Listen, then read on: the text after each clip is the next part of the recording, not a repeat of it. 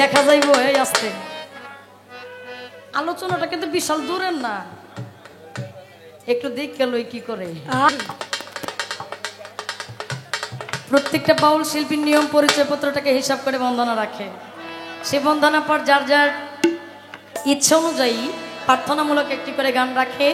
কেউ গান করে দয়াল নবীজির নামে বড় পীরকে উদ্দেশ্য করে, খাজা বাবাকে উদ্দেশ্য করে। আবার কেউ গান করে যা যা চাপ্তারকার যিনি মুর্শিদ, একজন মানুষ আরেকজন মানুষের কাছে যায় এই পাপী দেহটা শুদ্ধ করে আনার জন্য, সে দয়াল মুর্শিদের নামে গান করে। আমি আমার যে জায়গায় বন্দনা গাইতে দেওয়া হয়, আমরা তো বন্দনাই বেশি গাই, আমি ওই জায়গায় আমি আমার টিপু শাহ পাগলের নাম অবশ্যই নেই। এটা যদি আপনারা খেয়াল করেন আপনারা বিষয়টা দেখবেন। তো সেই জায়গা থেকে আমি আমার পাগলকে উদ্দেশ্য করে একটি গান রেখে বসে যাব।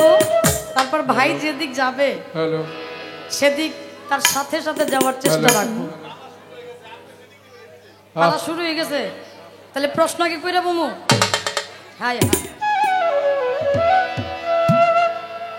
আগে যদি জানতাম বাইতে থেকেই পালা শুরু করতাম।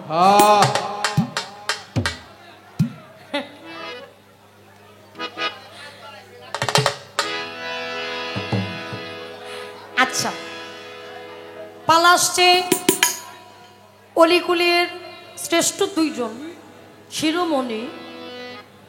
একজন হচ্ছে বড় পীর আব্দুল কাদের জিলানী রহমতুল্লাহ, ওনার জীবনী গাইতে হবে সুমন দেওয়ান ভাইকে, আমার গাইতে হবে খাজা বাবার নামের উপর তাহার কিছু আলোচনা আমার করতে হবে। এখানে ইমরান ভাই সালাম জানাই। ভাই আমি আপনার কাছে জানতে চাইব, আপনি সর্বপ্রথম বলবেন আমার বড় পীর আব্দুল কাদের জিলানী রহমতুল্লাহ আলাইহি উনার সর্বপ্রথম নাম কি? আমরা তো সবাই বলি বড় পীর আব্দুল কাদের জিলানী রহমতুল্লাহ আলাইহি। আমার একটু জানা দরকার এরও আগে কোনো নাম আছে কিনা। জানা থাকলে বলবেন এই নামটা কে কখন কিভাবে আমার বড় পীরকে দিল।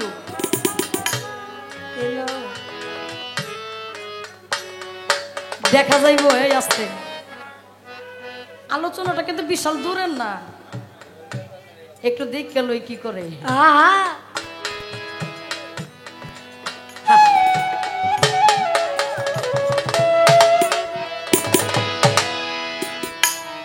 আমি বহুদিন ধরিয়া সাধনা করিয়া, বহুদিন ধরিয়া সাধনা করিয়া নবীজির ছায়ায় পাগলকে পেয়েছি, নবীজির দয়ায় টিপু শাহ পাগলকে পেয়েছি। বহুদিন ধরিয়া